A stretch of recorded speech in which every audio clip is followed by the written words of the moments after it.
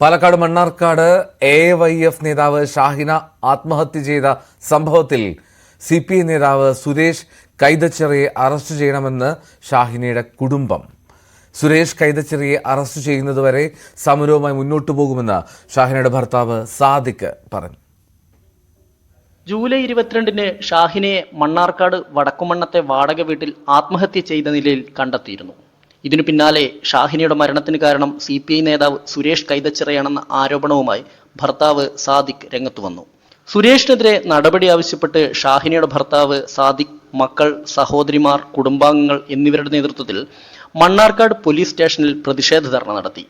Case crime branch അന്വേഷിക്കണമെന്നാണ് കുടുംബത്തിന്റെ ആവശ്യം. വീടും സ്ഥലവും വിറ്റ 12 ലക്ഷം രൂപയും വിവിധ വായ്പകൾ എടുത്ത തുകയും കച്ചവട സ്ഥാപനത്തിൽ പങ്കാളിത്തം വാഗ്ദാനം ചെയ്ത് സുരേഷ് തട്ടിയെടുത്തുവെന്നാണ് ഷാഹിനയുടെ കുടുംബത്തിന്റെ ആരോപണം. സുരേഷുമായുള്ള ബന്ധത്തെക്കുറിച്ച് CPI നേതാക്കളോട് പരാതി പറഞ്ഞെങ്കിലും ഒരു നടപടിയും ഉണ്ടായില്ലെന്നും കുടുംബം ആരോപിക്കുന്നു. നടപടി ആവശ്യപ്പെട്ട് മുഖ്യമന്ത്രിക്കും കുടുംബം പരാതി നൽകിയിട്ടുണ്ട്.